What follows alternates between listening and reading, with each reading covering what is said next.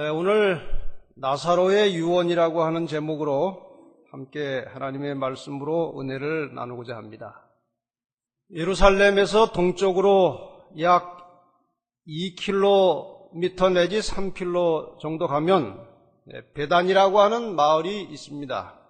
예수님 당시에 그 베다니 마을에 3남매가 살고 있었습니다. 어떤 집에. 이 성경의 기록을 보면 아마 부모님들은 안 계셨던 것 같습니다. 3남매가 서로 의지를 하고 살고 있었습니다. 그중 장남의 이름은 나사로였고, 그 다음에 누이 동생 둘이 있었는데 큰 누이 동생은 마르다고 작은 동생은 마리아였습니다. 이 나사로는 남달리 예수님을 아주 좋아했고 늘 가까이 자주 따라다녔습니다. 그러다 보니까 예수님과 나사로는 아주 친근한 사이가 됐고, 예수님은 종종 그 집에 들러서 쉬기도 하시고 또 식사도 자주 하셨던 것 같습니다. 이 분노한 바리새인들의 의심 그리고 질투, 그런 분위기에서 다니시다가 그런 분위기와는 너무나 대조적인 이 평안하고 순수한 가정에서 예수님은 종종 휴식을 취하셨습니다. 예수님과 그 세 남매가 얼마나 두터운 친분을 가지고 살아왔는지를 짐작하게 해주는 이야기가 성경에 나옵니다. 예수님께서는 마음 놓고 하늘의 비밀, 하늘의 이치를 이야기할 수 있는 분위기를 좋아하셨습니다. 영적인 대화가 통할 수 있는 사람들, 영적인 대화가 통하는 가정, 예수님께서는 그런 사람과 그런 집을 좋아하셨습니다.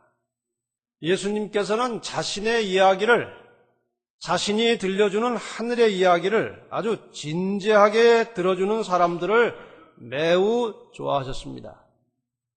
사마리아 우물가에서 예수님께서 한 여인을 만나서 이야기하시다가 그 여인이 그 말씀을 아주 매우 진지하게 듣기 시작했을 때에 예수님은 그 이야기에 너무 몰두하셔서 식사하시는 것을 잊어버릴 정도로 그 예수님의 말씀을 잘 듣는 사람에게 아주 집중적으로 이야기를 오랫동안 하셨습니다.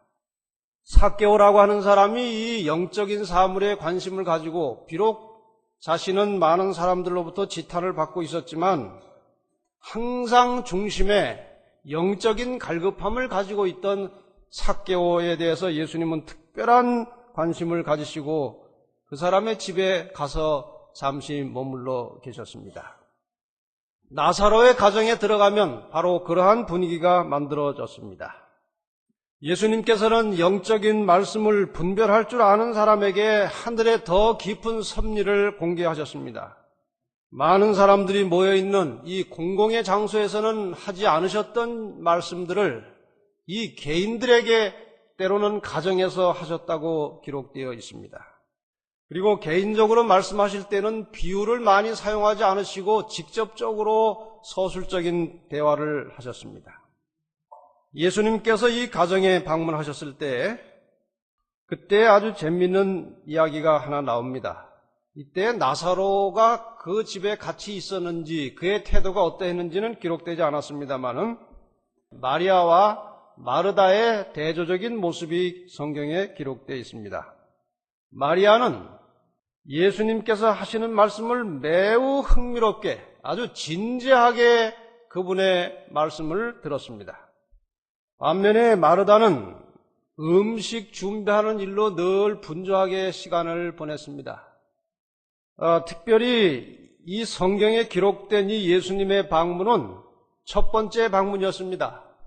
친분은 그전부터 유지되고 있었지만 그 집에 들어가서 식사를 하시게 된 것은 처음이고, 그 뒤에 또 자세한 배경을 연구해 보면 혼자 가신 것이 아니고 제자들과 함께 어디 가셨다가 가는 길에 여러 사람이 그 집에 들렀던 것으로 나옵니다. 그래서 이 예수님의 첫 번째 방문에 여러 손님들을 대접하기 위해서 이 마르다는 매우 분주하게 음식을 준비하고 있었습니다.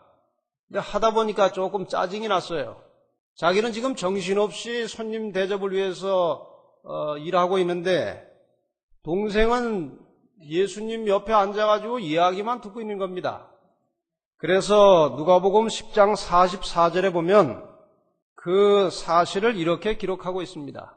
마르다는 준비하는 일이 많아 마음이 분주한지라 예수께 나아가 가로되 주여 내 동생이 나 혼자 일하게 두는 것을 생각지 아니하시나이까 저를 명하사 나를 도와주라 하소서. 이것을 조금 안 좋게 이야기하면 예수님은 어떻게 그렇게 생각이 없으십니까?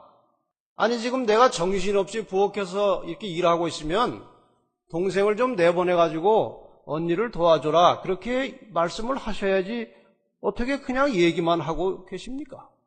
이것은 손님에 대한 결례였습니다.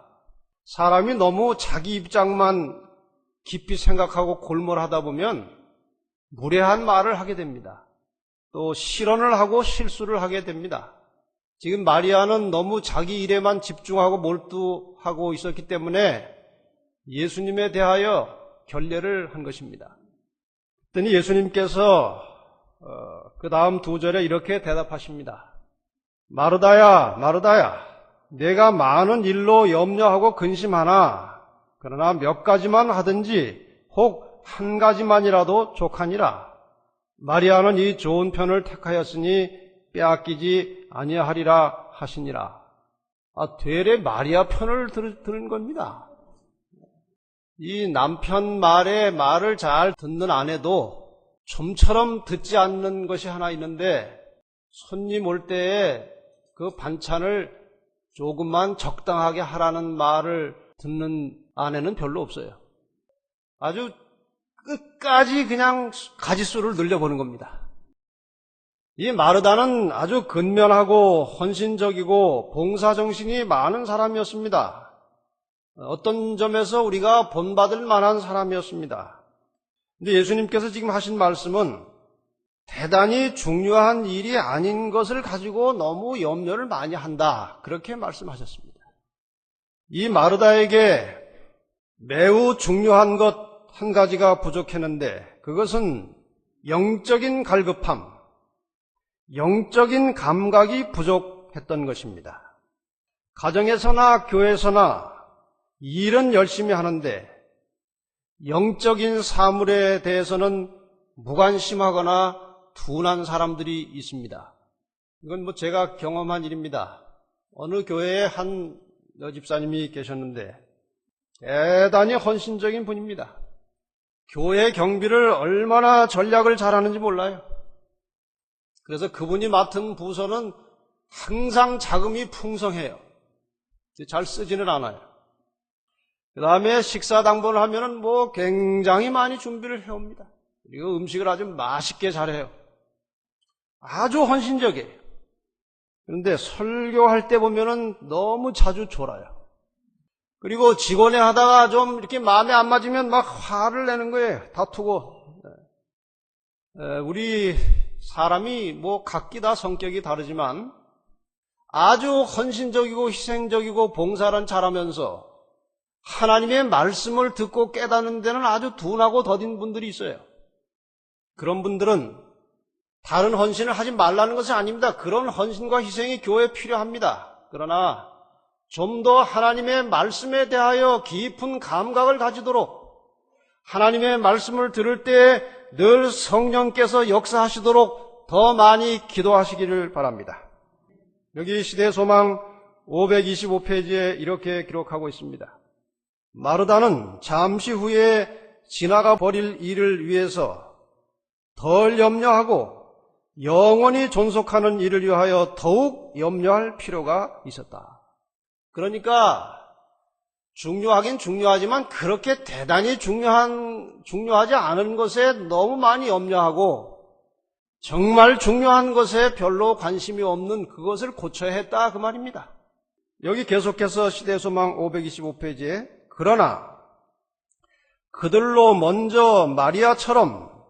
예수의 발 앞에 앉게 하라. 근면과 기민성과 정력이 그리스도의 은혜로 말미암아 성화되게 하라. 그리하면 그 생애는 선을 위한 무적의 능력이 될 것이다. 이렇게 열심 있고 헌신적이고 희생적인 분들이 그 자신의 모든 은사를 그리스도의 말씀으로 성화시키면 그것은 엄청난 에너지가 된다는 것입니다. 우리 교회를 위해서 헌신하고 희생하는 모든 성도 여러분들이 이곳의 말씀처럼 먼저 하나님의 말씀을 중시하고 그 말씀으로 자신의 모든 것들을 성화시키는 역사가 있게 되기를 바랍니다. 그런데 이 성실하고 근면한 삼남매가 서로 의지하고 살아가던 이 가정에 갑자기 큰 어려움이 닥쳐왔습니다. 이 두 자매가 아버지처럼 의지하고 살던 오라버니 나사로가 어느 날 갑자기 몸이 좀 불편하고 안 좋더니 그것이 회복이 되지 않고 점점 악화되기 시작했습니다. 마침내 거의 죽어가고 있었습니다. 거의 죽게 된 것입니다. 그래서 이 누이 동생들이 예수님을 생각하지 않을 수 없었습니다. 요한복음 11장 3절에 보면 이에 그 누이들이 예수께 사람을 보내어 가로되 주여 보시옵소서 사랑하시는 자가 병들었나이다 하니, 이 전하는 말 자체를 보면 이 남매들과 예수님이 얼마나 친한지를 우리가 다시 한번 짐작할 수 있습니다. 예수님, 우리 오라버니가 다 죽어갑니다. 빨리 오십시오 하지 않았어요. 그냥 이 자매들이 생각하기를 그냥 이 정도 운만 띄어도 예수님은 신속하게 달려올 것이라고 생각을 하고, 사랑하시는 자가 병들었습니다. 사랑하시는 자는 두말할 것도 없이 나사로입니다. 그 정도 말하면 예수님께서 아주 즉시 달려올 줄 알았습니다. 그런데 나중에 그 전가를 가지고 간 사람에게 들은 이야기는 전혀 그 예상 외의 반응이 나온 겁니다. 요한복음 11장 4절에 보면 예수께서 그 전달하러 온 사람의 말을 들으시고 이 병은 죽을 병이 아니라 하나님의 영광을 위하며 하나님의 아들로 이를 인하여 영광을 얻게 하려 함이라 하시더라. 그러니까 이 예수님의 속마음을 모르는 이 사람은 정말 황당한 얘기를 들은 겁니다.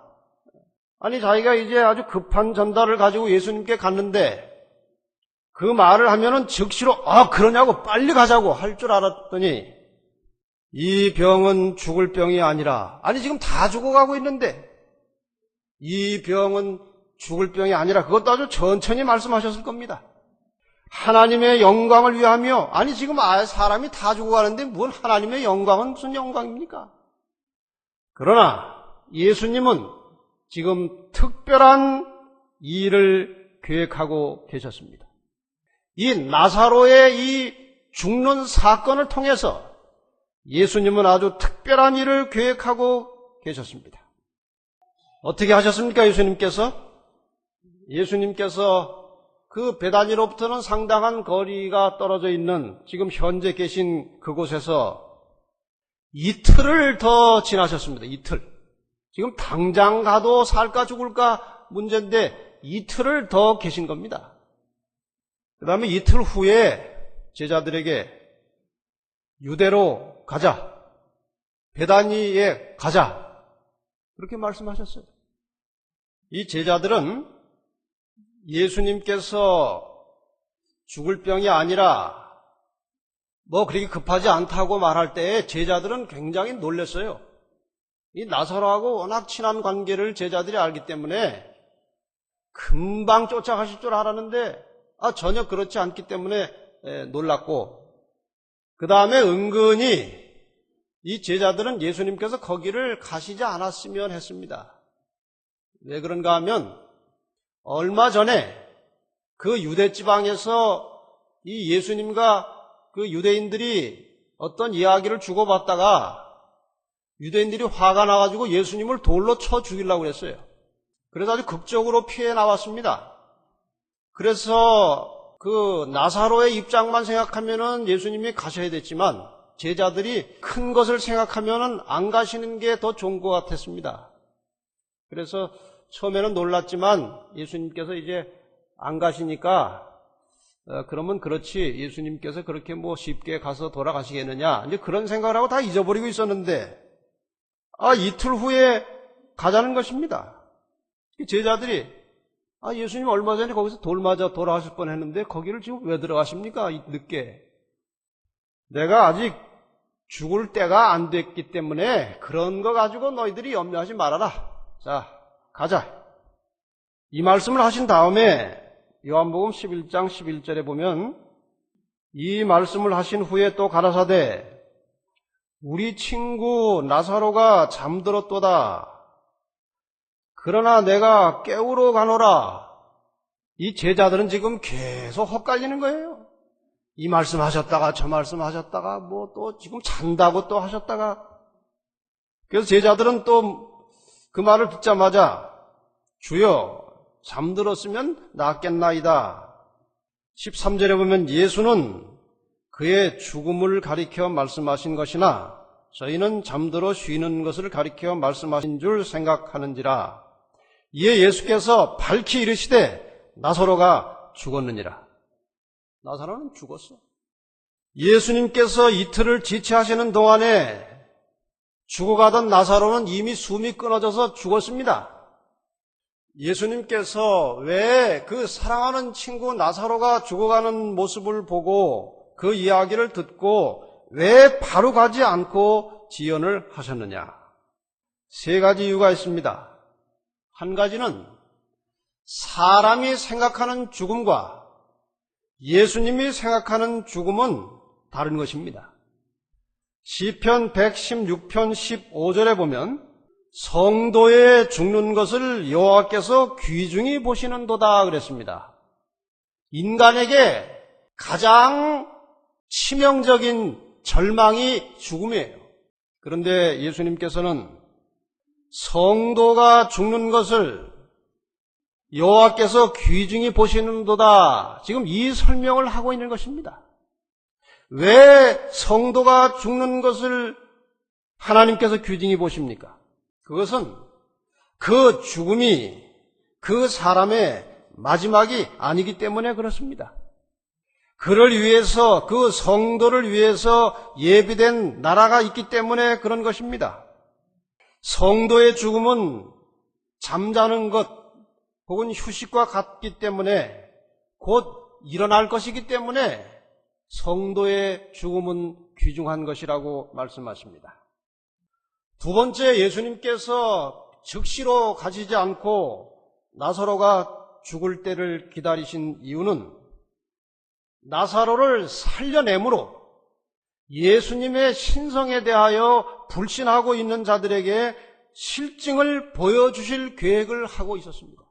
그래서 지체하신 것입니다. 누가복음 7장에서 이미 예수님께서는 이 나사로 사건 전에 죽은 청년을 살려주신 일이 있습니다. 이 한 과부의 아들이 죽었는데 이제 동네 사람들이 상여를 메고 나가는 그 행렬을 예수님께서 잠깐 서시오 하고 접근에 들어가서 이 관 속에 들어있는 청년을 일으켜 세우시고 살려내셨습니다. 그런 일이 이미 있었습니다. 그 다음에 그보다 조금 뒤에 마가복음 5장에 보면 회당장 야이로라고 하는 사람의 딸이 이제 죽었습니다. 아직 관에 넣지는 않았지만 죽은 상태에서 예수님이 들어가셔서 그 죽은 아이를 살려내셨습니다. 근데 그 소문이 퍼지니까 유대인들이 뭐라고 퍼뜨리는가 하면은 예수님의 영향력이 넓어지는 것을 방지하기 위해서 그 사기고 속임수다, 안 죽은 상태인데 괜히 죽었다고 말하고 봐라 잠잔다고 하지 않았었느냐. 그래서 아주 좋지 않은 소문을 퍼뜨리고 있었습니다. 그래서 이번에는 이 나사로의 장례식에 모여든 모든 사람들, 특별히 유대인들에게 무덤 속에 들어가서 이미 썩기 시작한 시체를 살려내므로 그들에게 예수님의 신성에 대한 확신을 주시기 위해서 지체하셨습니다. 그 다음에 세 번째로는 제자들을 이제 교육하시기 위해서 제자들이 나가서 온갖 환난과 핍박과 고난과 죽음의 위험을 당할 때에 이 부활의 모습을 보고 제자들도 나중에 담대하게 하나님의 일에 충성하도록 하기 위해서 이런 여러 가지 다목적으로 예수님은 지금 이 나사로 사건을 통해서 일을 계획하고 계셨던 것입니다. 이 마리아와 마르다는 전달하러 간 사람으로부터 그러한 연락을 받은 후에 또 실제로 예수님께서 너무 오랫동안 오시지 않아서 그 오라버니가 죽은 다음에 아마 속으로 예수님을 원망하고 있었을 것입니다. 아마 우리 같아도 원망했을 거예요. 어떻게 빨리 안 오시고 이렇게 죽을 때까지 안 오시느냐 하고 원망했을 것입니다. 혹시 인간적으로 에이 그동안 괜히 애써서 식사 대접했네. 뭐 이렇게 필요할 때 안 오시니 그 뭐 도대체 우리를 좋아하시는 거야 안 좋아하시는 거야? 아마 그렇게 했을 것입니다. 그러나 예수님은 그들은 모르고 있었지만 철저한 계획 속에 움직이고 계셨습니다. 하나님을 신실하게 믿는 자들이 고난과 고통 중에 있을 때 하나님께서 그들을 위해서 움직이고 일하고 계심을 잊지 마시기를 바랍니다.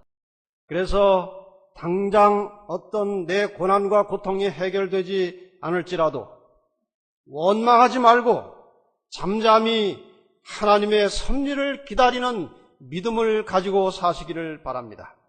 베드로후서 2장 9절에 보면 주께서 경건한 자를 시험에서 건지신다고 하셨습니다. 여기 로마서 8장 28절에 보면 우리가 알거니와 하나님을 사랑하는 자 곧 그 뜻대로 부르심을 입은 자들에게는 모든 것이 합력하여 선을 이루느니라. 우리가 정말 하나님의 뜻대로 신실하게 살고 있다면 우리의 모든 인생 여정을 통해서 하나님께서 다 선을 이루고 계신다는 사실을 믿으시기를 바랍니다. 이제 예수님께서 베다니에 도착하셨습니다. 나사로가 무덤에 들어간 지 나흘이 되었습니다. 근데 이 유대 지역에서는 무덤에다가 이렇게 안치를 한 다음에도 계속 그 상갓집에 머물러서 같이 울어주고 위로하고 하는 일을 했던 것 같습니다. 그러니까 아직도 이제 무덤 속에 들어간 지 나흘이 지났지만 마르다의 집에 여러 사람들이 거기 있었습니다. 근데 예수님께서 그 집에 들어가지 않으셨습니다. 길가에 조금 멀리 떨어진 길가에 조용히 머물러 계셨고 왜 그랬는가 하면은 거기 가면은 실제 유가족이 아닌 돈으로 주고 산 그 통곡하는 사람들이 여러 날 통곡을 하고 있었던 겁니다. 그리고 예수님은 허례허식 정말 싫어하십니다.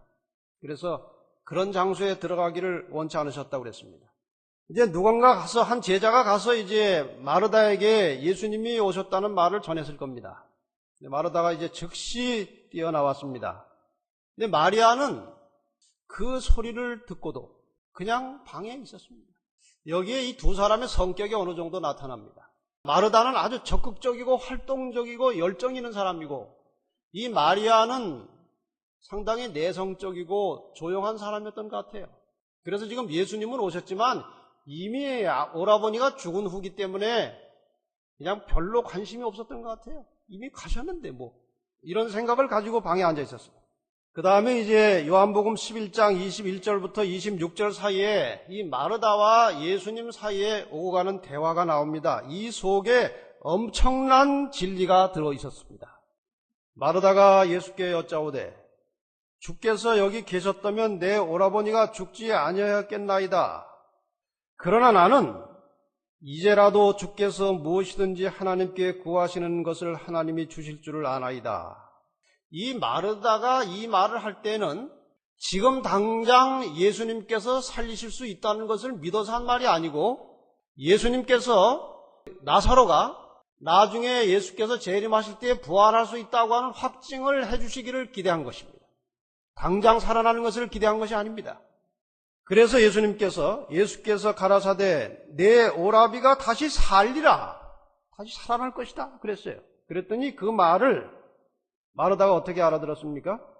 마르다가 가로되 마지막 날 부활에는 다시 살 줄을 내가 아나이다. 그러니까 먼저 지금이라도 예수님이 하나님께 말씀하시면 일이 이루어질 것이라는 그 말을 할 때는 당장 그 나사로가 살 것이라는 기대감이 없었어요. 그냥 이제 부활 때 이제 살 것이라는 막연한 희망을 가진 것입니다. 이때 예수님께서 25절에 영원한 위대한 진리의 말씀을 선언하십니다. 예수께서 가라사대 나는 부활이요 생명이니 나를 믿는 자는 죽어도 살겠고 무릇 살아서 나를 믿는 자는 영원히 죽지 아니하리니 내가 이것을 믿느냐? 이것은 엄청난 선언을 하신 것입니다. 나는 부활이요 생명이니 나를 믿는 자는 죽어도 다시 일어날 것이다. 이제 그 말씀을 하고 내가 이것을 믿느냐 하니까 이제 믿습니다 하고 그렇게 태도가 조금 바뀐 것 같아요. 그 다음에 이제 마르다가 집으로 들어가서 마리아에게 예수님이 너를 부르신다 그랬어요. 그냥 예수님이 오셨다고 할 때는 움직이지 않았지만 예수님이 너를 부르신다고 하니까 급히 일어나서 뛰어나갔습니다. 근데 아마 그 말을 마르다가 마리아에게 귀에 대고 한 것 같아요. 야, 예수님이 너를 부르셔. 왜냐하면 그 옆에 같이 조문하러 온 사람들은 예수님에 대해서 적대감을 가진 사람들이거든요. 그러니까 아마 그 사람들 기분 상하지 않게 하기 위해서 조용하게 얘기를 했습니다. 그랬더니 마리아가 이제 벌떡 일어나서 나가니까 그 주변에 앉았던 사람들이 무덤으로 곡하러 가는 줄 알고, 예수님께 가는 건 모르고 무덤으로 곡하러 가는 줄 알고 같이 따라 나왔습니다. 같이 따라 나와서 예수님을 만나게 됐어요. 마리아가 예수님께 이렇게 말합니다. 마르다가 한 말과 똑같은 이야기예요. 주께서 여기 계셨더라면 내 오라버니가 죽지 않았을 텐데요. 요한복음 11장 33절로 35절에 보면 예수께서 그의 우는 것과 마리아가 우는 것과 또 함께 온 유대인들의 우는 것을 보시고 심령의 통분이 여기시고 민망히 여기사 가라사대 그를 어디 두었느냐? 가로되 주여 와서 보옵소서 하니 예수께서 눈물을 흘리시더라. 예수님께서 이 눈물을 흘리신 기록은 상당히 희귀한 기록입니다. 성경 전반에 걸쳐서 예수님의 감정 변화를 나타내는 것은 별로 없어요. 특별히 예수님이 눈물을 흘리시는 모습을 기록한 것은 없습니다. 물론 다른 기절에 예루살렘을 향하여 우시고 이런 기록은 나오지만 이렇게 실제적으로 눈물을 흘리는 장면을 기록하는 것은 매우 실제적입니다. 이 자리가. 왜 우셨습니까? 예수님께서 왜 우셨습니까? 나사로가 죽어서 우셨습니까? 그것은 아닙니다. 그를 살리실 수 있기 때문에 나사로 때문에 우신 것은 아닙니다. 시대소망 533페이지에 보면 이 인간의 고통 그리고 이 세상의 구주께서 곁에 서 계시는데도 불구하고 괴로움을 당한 친구들이 죽은 자에 대하여 슬퍼하고 있다는 사실을 보시고 예수께서 눈물을 흘리셨다. 그렇게 되어 있습니다. 내가 그동안 그렇게 많은 것들을 가르쳤고 죽은 자도 살렸고 그렇게 했는데 이들이 나를 알아보지 못하고 나를 의지하지 않고 그냥 육신적인 생각에 빠져서 울고 있는 것 자체에 대해서 슬퍼하셨다고 기록되어 있습니다. 그 다음의 내용은 아주 중요합니다. 지금 나사로를 위하여 슬피 울고 있는 자들 중에 여러 사람이 부활이요 생명이신 당신을 죽일 계획을 곧 세우게 될 것이기 때문에 오신 것이다. 지금 예수님께서 곧 나사로를 살려내실 겁니다. 그 나사로가 거의 썩어가던 몸이 살아난 모습을 보고도 그 살아난 모습을 본 유대인들이 모의를 해서 예수 그리스도를 십자가에 못 박을 것을 예수님이 아셨습니다. 그래서 예수님은 그 무서운 불신 때문에 우셨다고 그랬습니다. 그리고 그 불신 때문에 영원히 멸망당하게 될 인생들이 불쌍해서 우신 것입니다.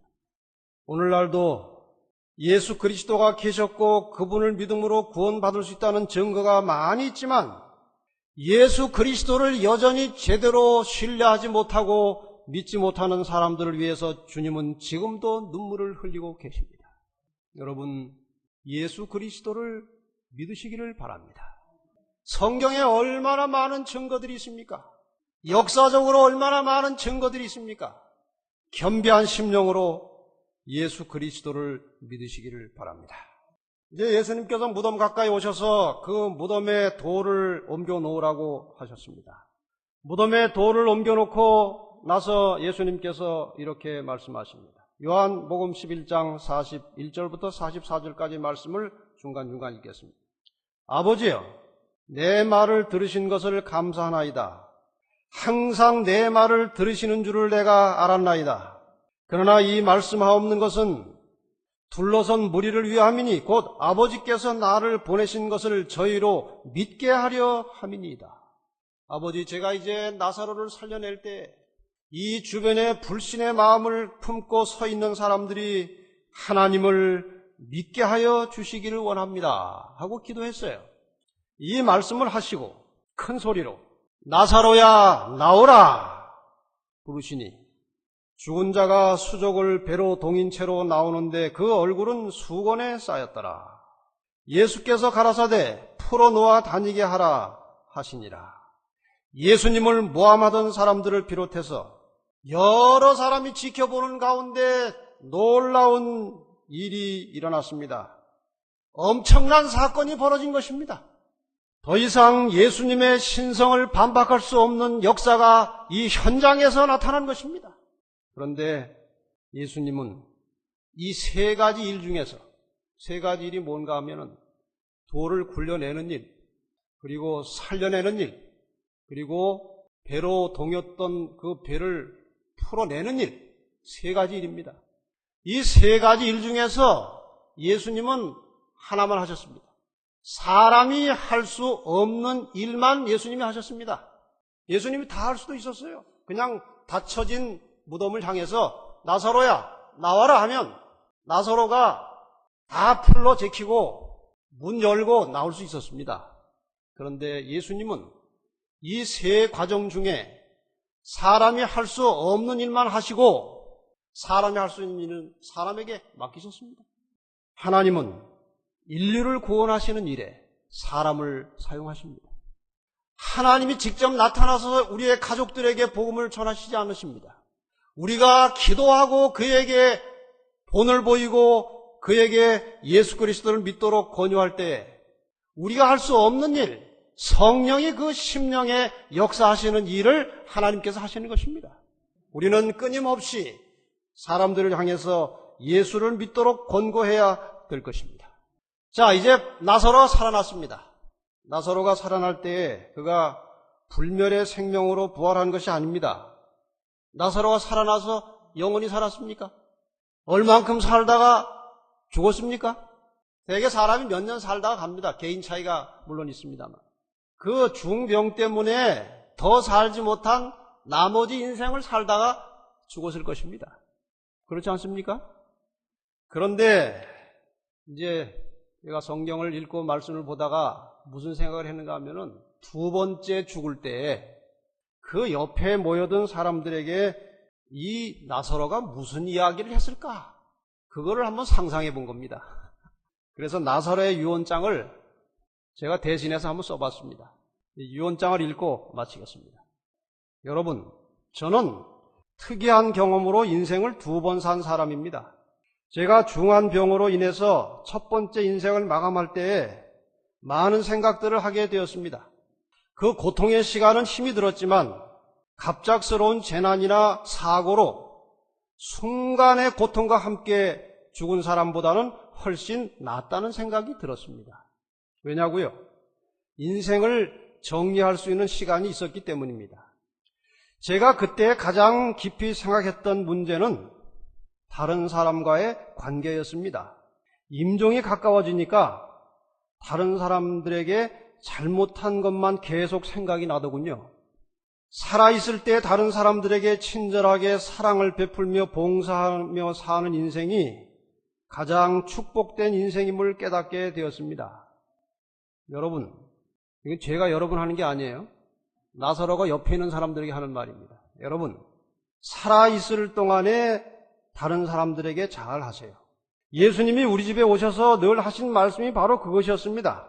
다른 사람을 항상 이해하고 용서하고 사랑하라고요. 물론 사람이기 때문에 화가 날 때도 있고 억울할 때도 있고 사람이 미울 때가 있죠. 그러나 그런 마음을 품고 오래 지내는 것은 결국 본인만 손해더라고요. 예수님처럼 억울했던 분이 어디 있습니까? 그런데 그분은 아무리 분하고 억울해도 사람을 이해하고 용서하고 사랑하셨습니다.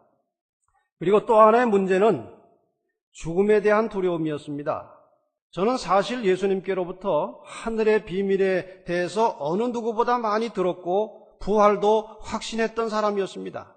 그런데 막상 제가 죽음 앞에 서고 보니 너무 두렵더라고요.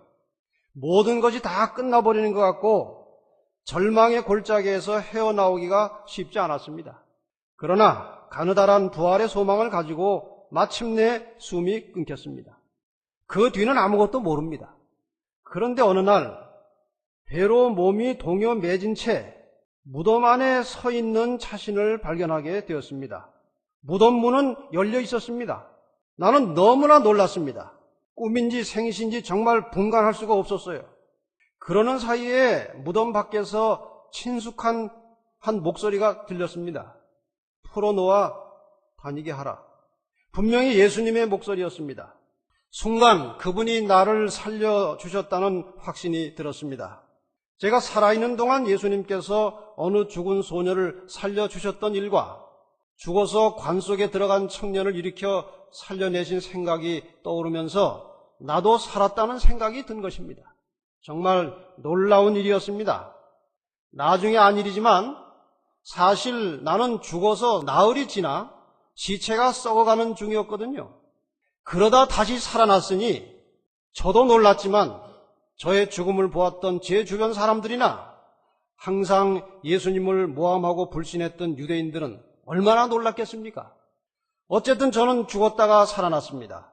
여러분들은 저의 죽었던 모습과 살아난 모습을 직접 봤으니까 죽은 자가 살 수도 있다는 것을 믿으시겠지만 제 후대에 살 사람들은 제 이야기를 듣고 잘 믿지 않으려고 할 것입니다. 그러니 여러분들이 증언을 남겨주시기 바랍니다. 그래서 아마 요한이 이걸 써놓은 것 같아요. 그리고 여러분이 진실하게 예수님을 믿고 있다면 죽음을 두려워하지 마십시오. 저는 지금 수명이 다 돼서 다시 죽어가고 있지만 전혀 두렵지 않습니다. 예수님께서 재림하실 때 다시 살아날 것을 분명히 믿습니다. 네, 저는 부활을 추호도 의심하지 않습니다. 제가 죽었다가 살아난 경험을 했으니까요. 그리고 제가 죽은 후에 절대로 울지 마세요. 저를 위해 울지 말고 여러분 자신의 인생을 깊이 생각하면서 살아있는 이웃들을 사랑하세요. 이것이 예수님께서 우리들에게 끊임없이 가르쳐 주신 교훈입니다. 심지어 그분은 자신이 십자가에 달려 돌아가시는 순간에도 그분의 말씀을 거역하고 포악하게 살다 죽어가는 강도를 사랑으로 구원해 주셨습니다. 제가 예수님을 알고 그분의 말씀을 믿고 그분 안에서 살았던 것은 너무나 큰 축복이었습니다. 그분 안에는 언제나 평안함이 있고 쉼이 있고 사랑이 있었습니다. 이것은 영원한 진리입니다. 이제 말할 기력이 없군요. 저는 밀실에 잠시 쉬러 갑니다. 우리 주님 재림하실 때 다시 만납시다. 틀림없이 다시 만날 수 있습니다. 그 희망의 시간, 벅찬 감격의 시간, 그 영광의 시간에 우리 다시 만납시다. 안녕히 계십시오. 하고 죽었습니다. 고린도전서 15장 51절부터 있는 몇 말씀을 읽고 마치겠습니다. 보라, 내가 너희에게 비밀을 말하노니 우리가 다 잠잘 것이 아니요 마지막 나팔에 순식간에 호련히 다 변화하리니 나팔 소리가 나매 죽은 자들이 썩지 아니할 것으로 다시 살고 우리도 변화하리라. 이 썩을 것이 불갑을 썩지 아니할 것을 입겠고 이 죽을 것이 죽지 아니함을 입으리로다. 57절입니다. 우리 주 예수 그리스도로 말미암아 우리에게 이김을 주시는 하나님께 감사하노니. 58절은 다 같이 읽겠습니다. 시작. 그러므로 내 사랑하는 형제들아, 견고하며 흔들리지 말며 항상 주의 일에 더욱 힘쓰는 자들이 되라. 이는 너희 수고가 주 안에서 헛되지 않은 줄을 알미니라. 예수 그리스도를 믿고 그분 안에서 사는 것은 결코 헛된 일이 되지 않을 것입니다. 틀림없이 마지막 날 결실과 열매가 있을 것입니다. 그것은 우리에게 영원한 생명으로 주어질 것입니다. 재림의 날에 영원한 생명으로 함께 사시게 되기를 바라면서 말씀을 마치겠습니다.